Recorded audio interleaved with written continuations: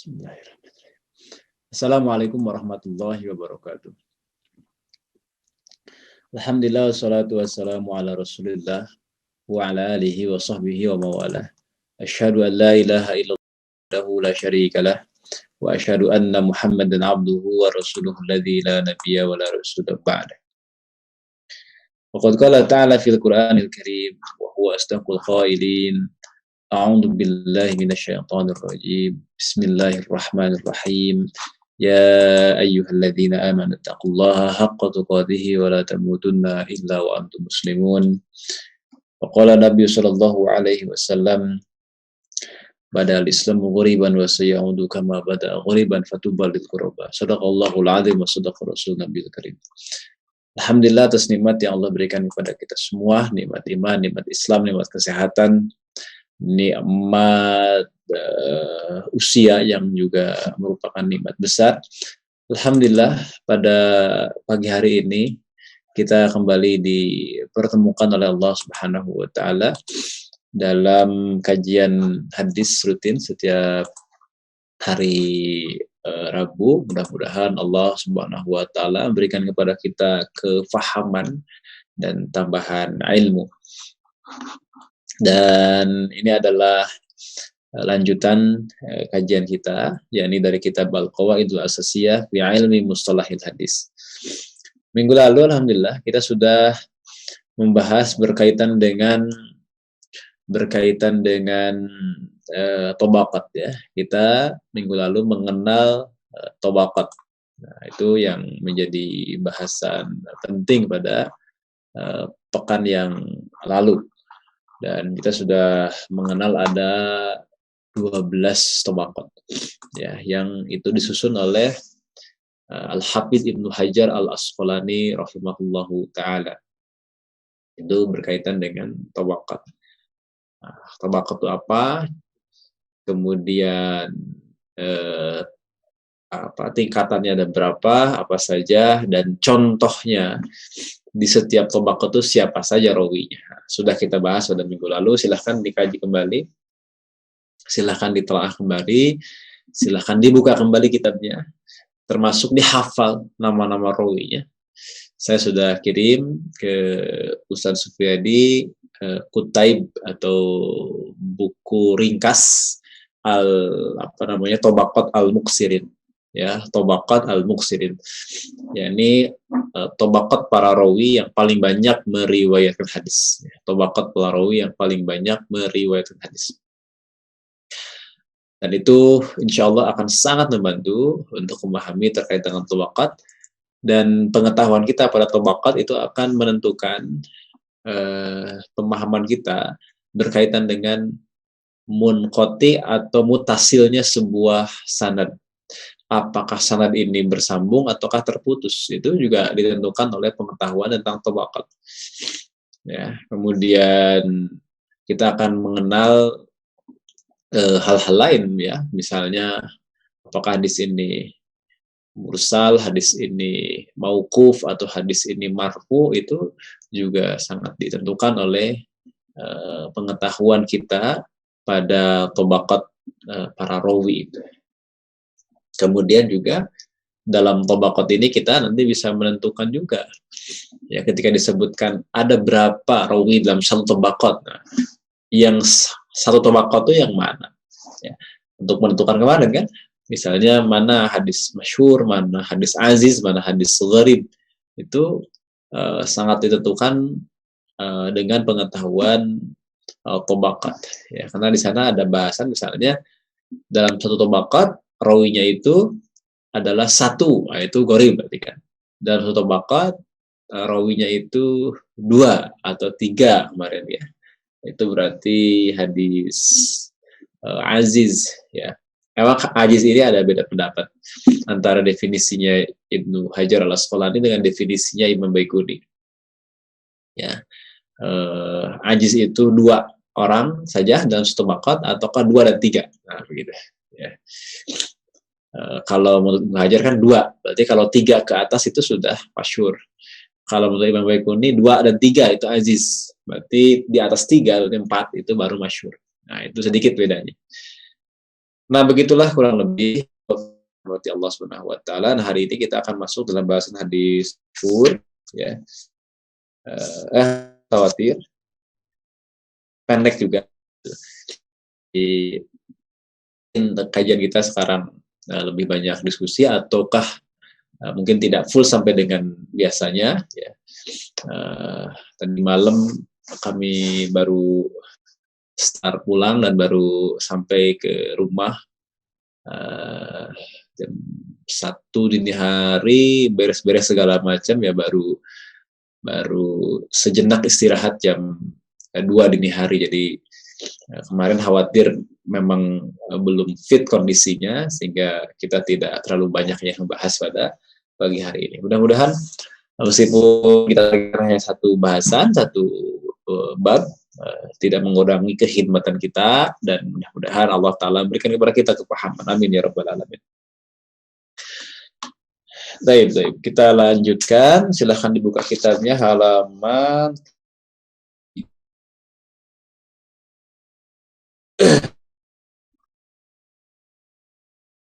halaman 33.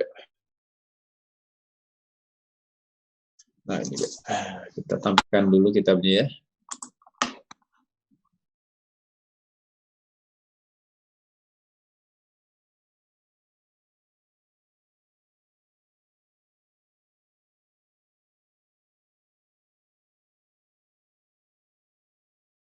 Baik. Nah, ini dia. Ya. Kita masuk halaman 33. Silakan bagi yang punya cetaknya dibuka, yang punya PDF-nya sama juga silakan dibuka, atau bisa sama-sama menyimak ya dari tampilan yang ada di layar kaca masing-masing, baik di handphonenya maupun di laptopnya. Sudah ada semua ya? Baik.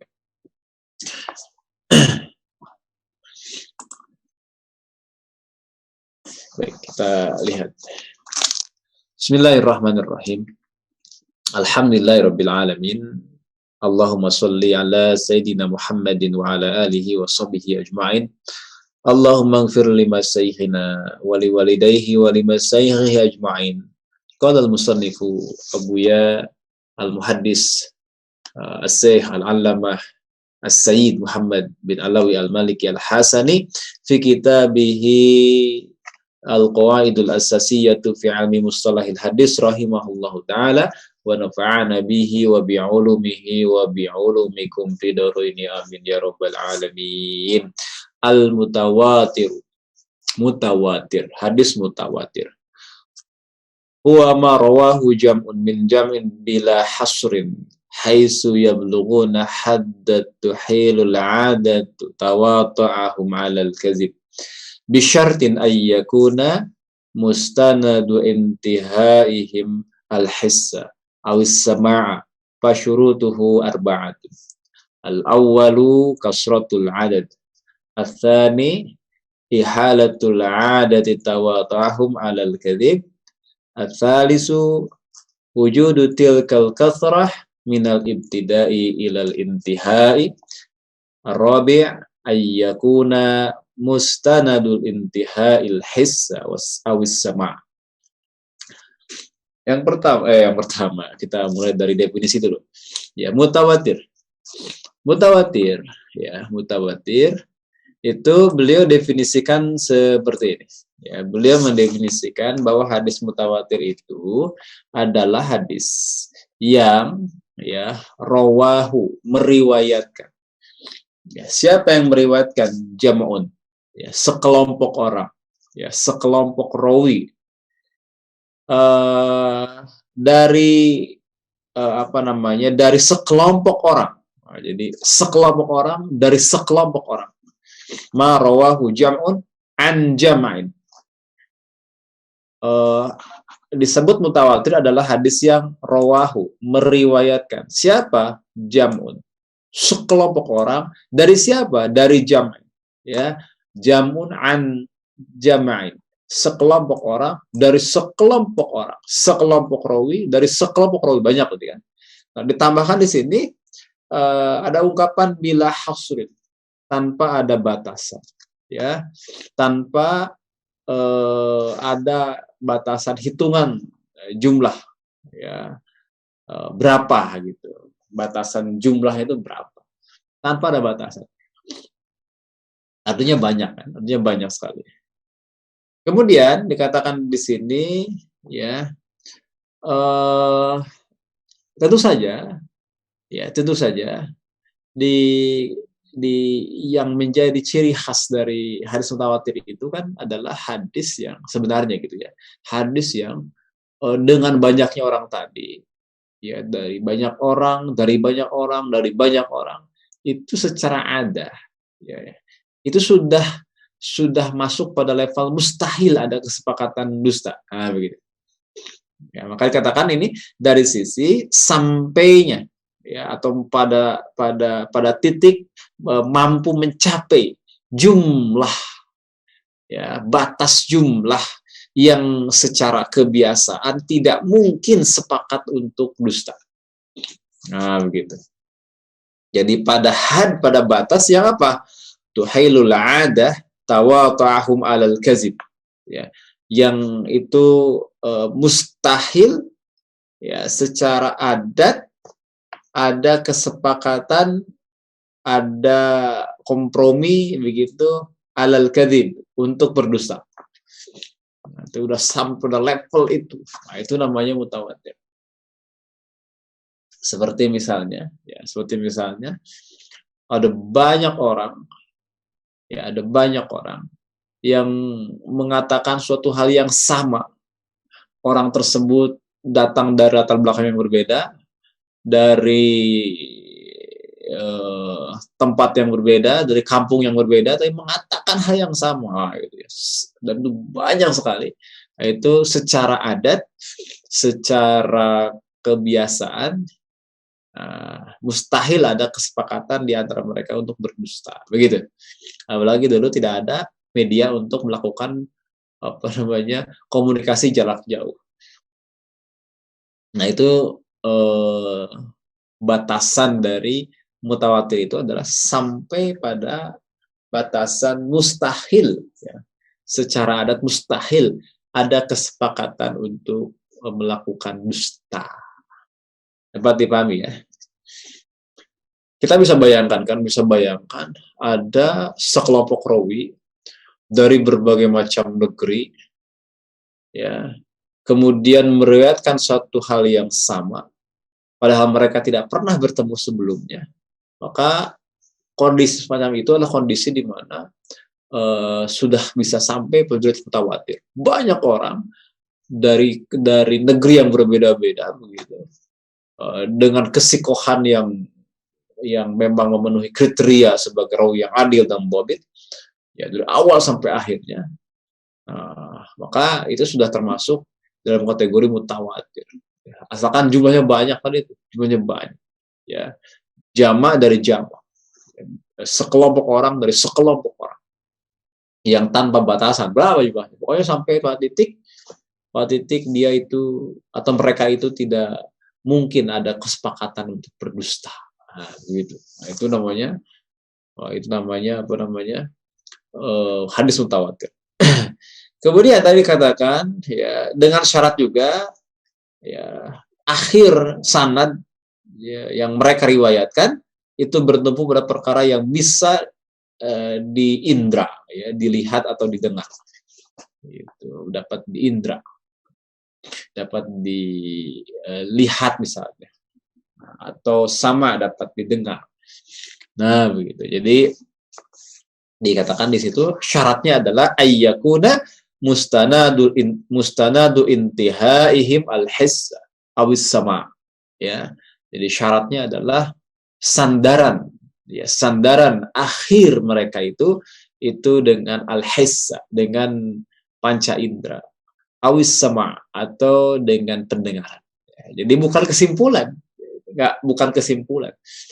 Misalnya bukan kesimpulan sahabat, dari apa yang Rasul lakukan, misalnya gitu. Tapi memang betul, sahabat menyaksikan apa yang Rasul lakukan, atau sahabat mendengar apa yang Rasul sabdakan. Nah, begitu ya.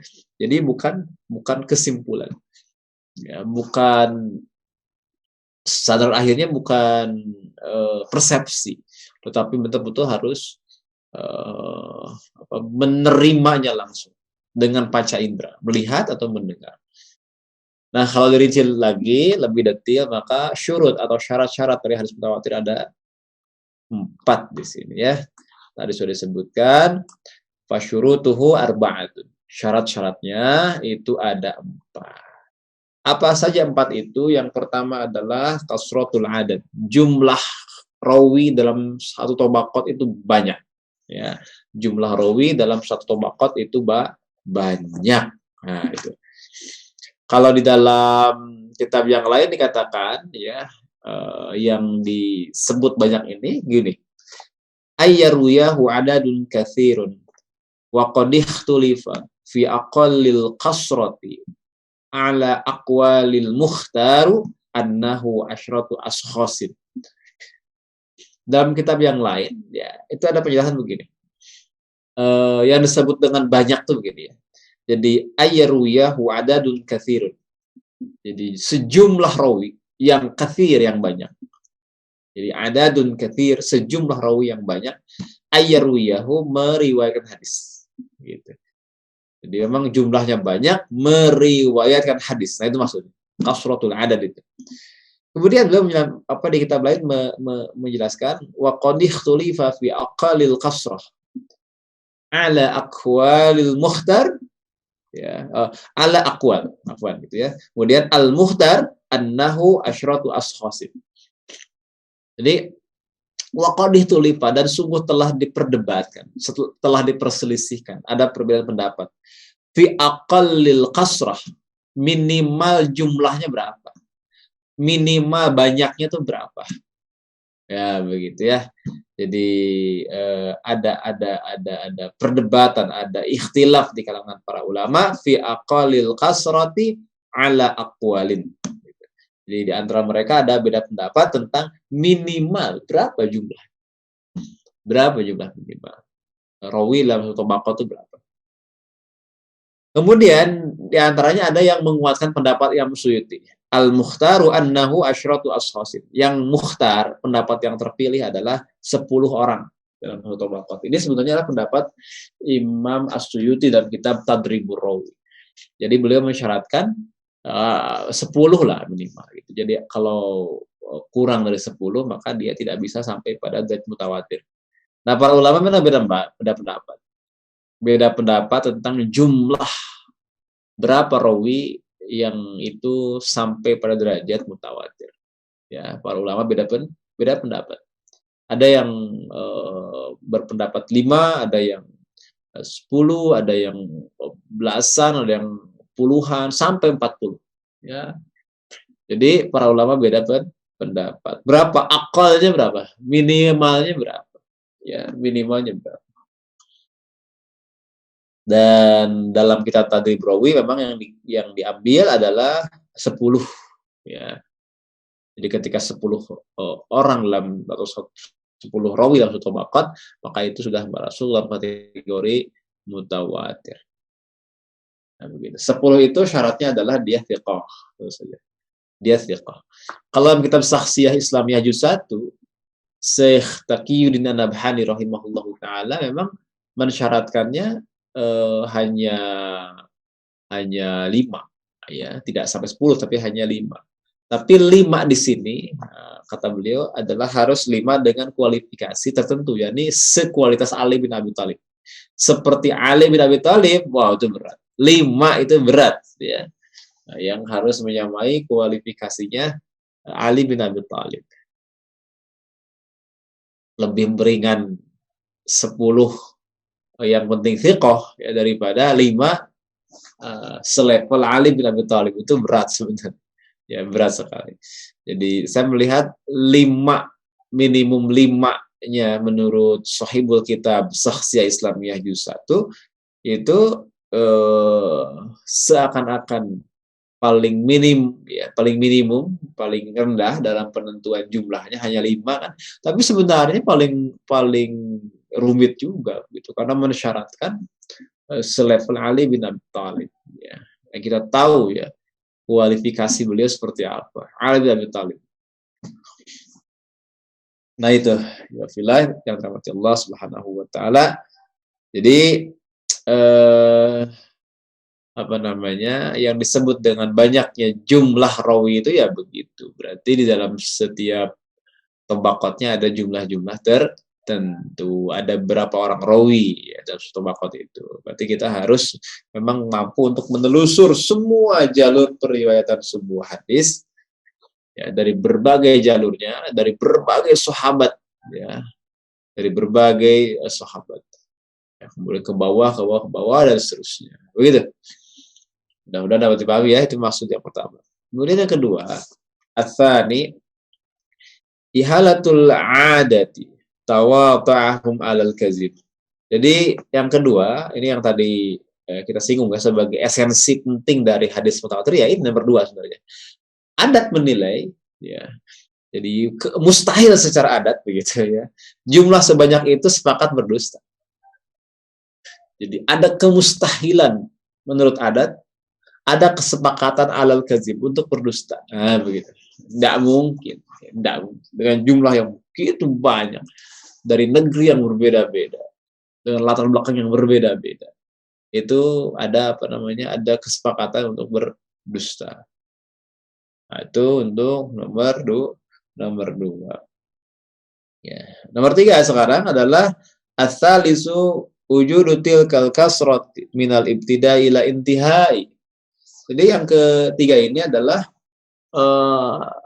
hitungan atau keberadaan jumlah rawi yang banyak tadi itu ada sejak awal periwayatan minal ibtida ilal intiha sampai dengan akhir periwayatan begitu ya. Jadi dari mulai awal sampai dengan akhir atau dalam bahasa lainnya adalah dari di setiap tobakotnya sama banyak gitu. Makanya dalam kitab lain disebutkan begini ya, antujada hadhil qasratu fi jami'il tabaqatis sanad. Ya, jadi banyaknya ini hadhil qasrah, banyaknya ini itu berada di semua tabaqat sanad. Ya. Jadi antujada hadhil kasratu fi jami'il tabaqatis sanad. Itu ada dalam semua tabaqat sanad. Nah, begitu ya. Paham ya? Jadi ada di semua tabaqat.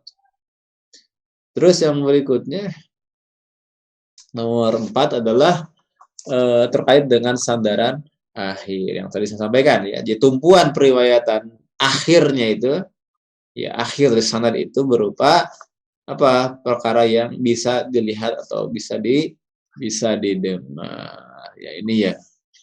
Jadi beliau menjelaskan pada poin yang keempat ini ayyakuna mustanadu intihaihim al-hissa abis-sama ya.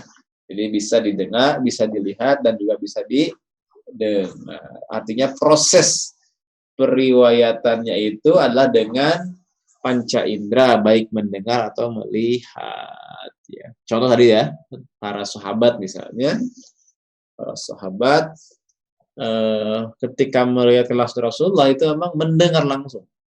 Ya, misalnya qalali atau sami'atu atau apa namanya itu? Apa namanya? Misalnya kalau sahabat itu hanya merupakan kesimpulan, maka itu tidak disebut sebagai apa? Tidak disebut sebagai secara panca indera ya, baik itu melihat atau mendengar. Itu nggak masuk berarti. Kalau itu hanyalah kesimpulan atau persepsi ya, dari salah seorang, ya, dari para rawi. Tapi kalau rawi itu mendengar, melihat, nah gitu ya, telah mengatakan kepada saya, qalali, ya, atau misalnya tadi ya, misalnya sami'atu, aku mendengar, nah gitu ya. Ra'aitu, aku melihat. Nah, itulah syarat yang keempat. Jadi kalau dalam bahasa kitab lain adalah sama juga ayyakuna mustanadu khabarihim al-hissa. Ya, jadi keberadaan aspek itu ya sandaran akhir dari khobarnya itu adalah karena al-hiss ya. Jadi karena apa? Karena panca indera atau berdasarkan panca indera. Nah, begitu kurang lebih ya. Berdasarkan panca indera.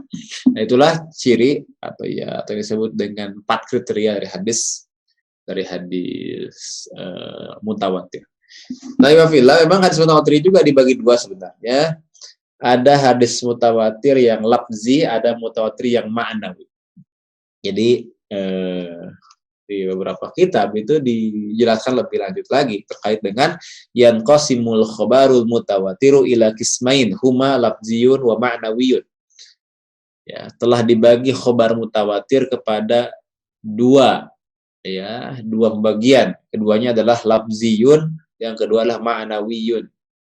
Ya, jadi ada khobar atau hadis mutawatir lafzi, ada hadis mutawatir ma'nawi. Nah, begitu ya. Jadi dalam pembagiannya bisa dibagi lagi berdasarkan ma'nawi dan lafzinya itu. Kalau mutawatir lafzi berarti huwa ma tawatara lafzuhu wa ma'nahu. Jadi memang yang mutawatir itu berarti lafaz dan maknanya. Nah, gitu ya. Lafaznya sama persis. Yang mutawatir itu lafaznya dan maknanya sama. Kemudian kalau mutawatir ma'nawi, ya, itu adalah huwa ma tawatara ma'nahu duna lafzihi. Tahu maknanya tapi enggak tahu lafaznya. Udah lupa gitu ya. Enggak apa namanya itu? Tidak persis lafaznya itu. Lafaznya nggak persis. Jadi maknanya itu sama mutawatir ya, yang dibahas adalah topik yang sama. Tapi duna lafzihi, tanpa lafaz yang sama. Ya, lafaznya berbeda. Nah, itu ya mutawatir maknawi itu begitu. Kalau mutawatir lafzi berarti memang redaksinya sama. Redaksinya sama. Kalau mutawatir maknawi redaksinya beda. Beda redaksinya. Matannya beda maksudnya ya, redaksi dari hadisnya beda. Tetapi apa? Meskipun matannya atau redaksi dari hadisnya berbeda, tetapi mengandung muatan yang sama. Nah, gitu maksudnya. Muatan yang sama itu namanya mutawatir ma'nawi. Mutawatir lafzi itu contohnya. Nah, ini dia. Ini sebenarnya contoh mutawatir lafzi. Nah, di mana Nabi SAW bersabda, "Man kadzaba 'alayya muta'ammidan falyatabawwa maq'adahu minan nari faqad jaa." Ini dia ya. Jadi hadis ini katanya disebut oleh beliau itu, hadis ini diriwayatkan oleh berapa? 200 orang sahabat. Maka beliau komentar di akhir kan, faqad jaa an mi'atai sahabi. Jadi hadis ini datang dari riwayat yang banyak ya. Di kalangan sahabat saja yang mendengar hadis ini Rasulullah adalah sebanyak 200. Masya Allah ya. Jadi hadis ini memang mutawatir ini. Dan redaksinya persis seperti ini. Jadi enggak pakai ini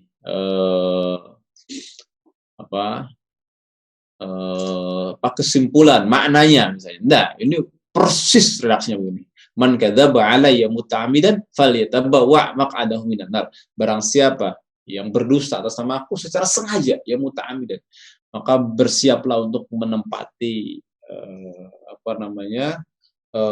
duduknya di neraka. Nah, gitu ya. Bersiaplah untuk mengambil tempat duduk di neraka. Itu luar biasa ini ya. Jadi haramnya berdusta atas nama Nabi Muhammad SAW. Mendustakan Nabi itu merupakan dosa yang sangat besar ya. Nah, termasuk di dalamnya adalah membuat hadis-hadis palsu, kan termasuk di dalam orang yang buat hadis-hadis palsu. Nah, itu dalilnya adalah ini contohnya, maksudnya contoh dari hadis mutawatir yang lafzi sebenarnya ini. Ya, man kadzaba alayya muta'ammidan falyatabawwa maq'adahu minan nar. Itu yang pertama contohnya. Tapi udah yang ada lagi kayaknya. Nggak ada contoh yang kedua. Contoh yang apa namanya yang maknawi ini cuma satu contoh saja. Padahal kan ada beberapa contoh sebenarnya untuk menjelaskan mana contoh yang mutawatir lafzi ya barusan contohnya. Ada juga yang mutawatir maknawi. Nah, gitu ya. Ada juga yang mutawatir maknawi. Untuk yang mutawatir maknawi itu seperti misalnya mengangkat tangan ketika berdoa, itu disebut-sebut sebagai mutawatir maknawi karena itu dijelaskan dalam banyak hadis dengan topik-topik yang beragam, namun ada maksud atau konten atau isi yang sama, begitu ya, itu yang sama. Ya itu. Contoh lagi apa? Mengangkat tangan ketika doa itu mutawatir ma'nawi. Kemudian misalnya berikutnya lagi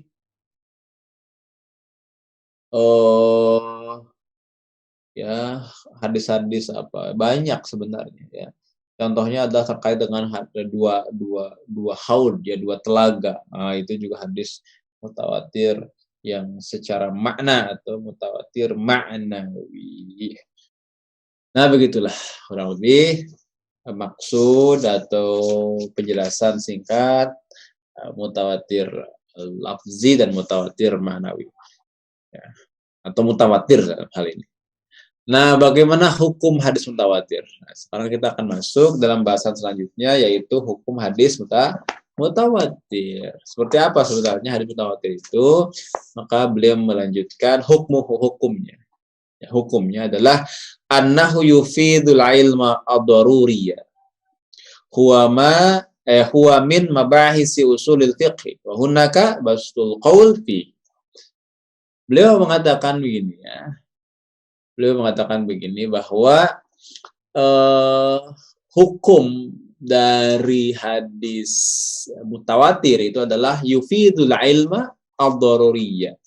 yakni berfaedah menghasilkan ilmu ya, ilmu ad-daruriyah ya, ilmu yang doruri, ilmu yang pasti, yang merupakan apa namanya keniscayaan ya, suatu hal yang pasti, suatu hal yang harus ada, suatu keniscayaan. Nah, begitu.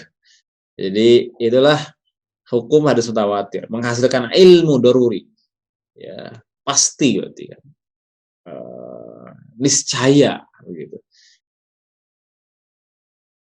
Dan ini katakan ini adalah bagian dari bahasan usul fikih gitu. Jadi dikatakan wa huwa min mabahisi usulil fiqh. Dan ini adalah bagian dari pembahasan usul fikih, dan di sana topiknya dikupas panjang lebar ya. Jadi sebenarnya sudah ada pembahasan yang semacam tadi secara panjang lebar.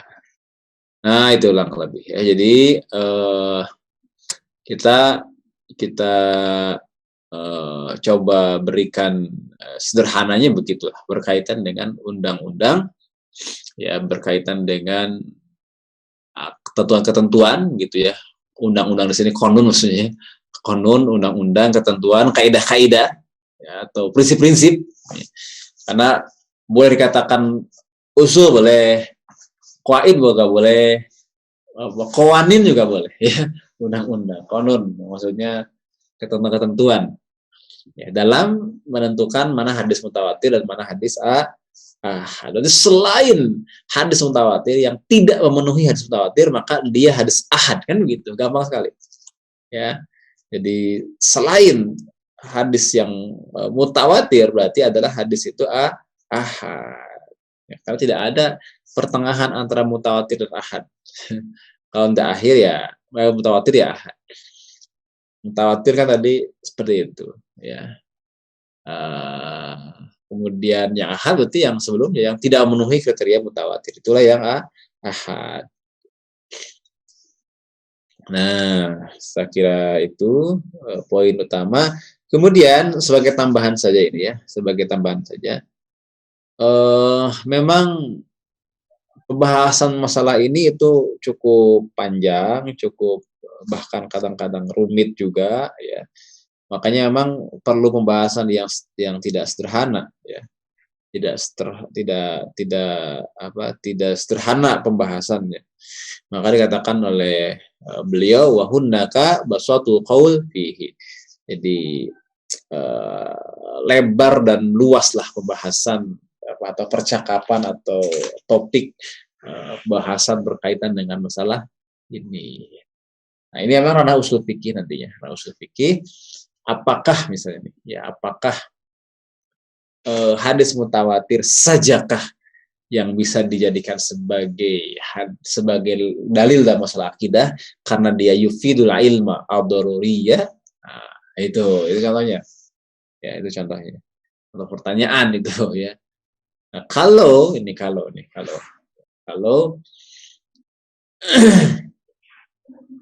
ya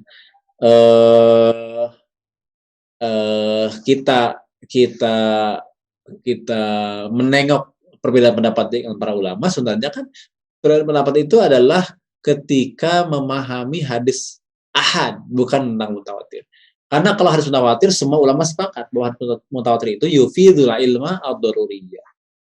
Hadis mutawatir itu adalah hadis yang menghasilkan keyakinan yang pasti. Nah, begitu ya. Melahirkan keyakinan yang pasti, maka dia adalah landasan dalam akidah. Itu yang penting untuk dipahami ya. Berkaitan dengan apa? Berkaitan dengan berkaitan dengan apakah hadis mutawatir sajakah yang bisa digunakan sebagai landasan akidah? Nah, tadi kita jawab, memang para ulama sepakat hadis mutawatir itu adalah hadis yang melahirkan keyakinan. Nah, begitu. Dan dia layak dijadikan sebagai dasar dalam masalah akidah. Akidah hukum. Kemudian perbedaan itu muncul pada saat membahas hadis ahad. Sebagian memandang bahwa hadis ahad selama sahih ya diterima begitu, diterima. Dan betul itu. Dalam usul fikih juga kan hadis selama sahih diterima. Itu. Nah, bedanya apa? Bedanya, ya ini bedanya. Ketika membahas berkaitan dengan hadis hadis ahad, maka para ulama berbeda pendapat apakah hadis ahad tersebut melahirkan keyakinan ataukah zon. Nah, ya, apakah melahirkan keyakinan yufidul ilma ataukah yufidul zon. Ya, jadi melahirkan zon, melahirkan prasangka, dugaan kuat. Ya. Itu ada di balai usul fikih. Bagi ulama hadis memang begitu. Cukup saja apakah hadis itu sahih atau dhaif. Kalau sahih maka diterima. Nah, begitu.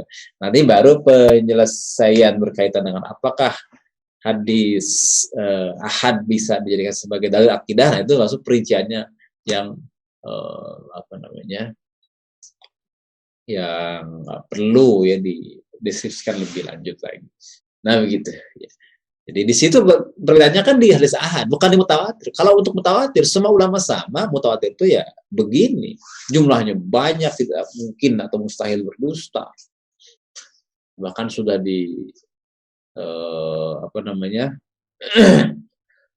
dikatakan bahwa ya kalau hadis mutawatir sudah selesai, itu sesuatu yang meyakinkan. Tapi kalau hadis itu ahad, maka ulama beda pendapat apakah hadis ahad ini dapat dijadikan sebagai hujah dalam akidah atau tidak. Begitu di ahad sebetulnya. Di ahad.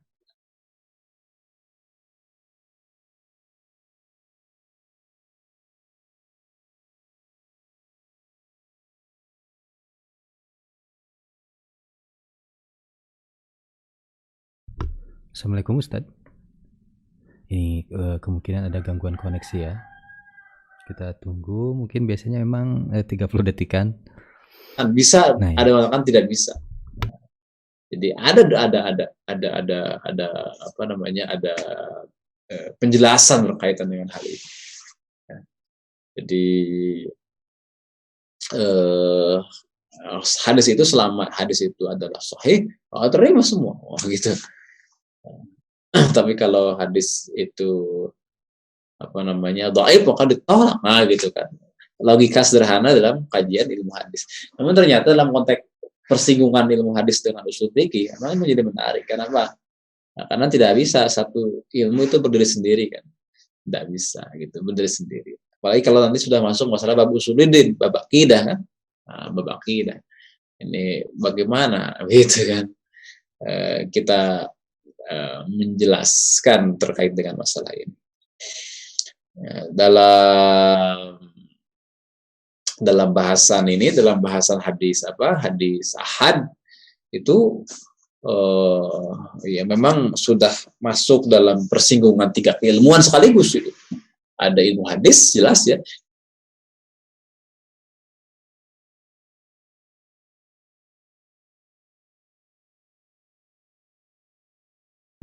Ya, kembali ada gangguan koneksi nih, Ustadz.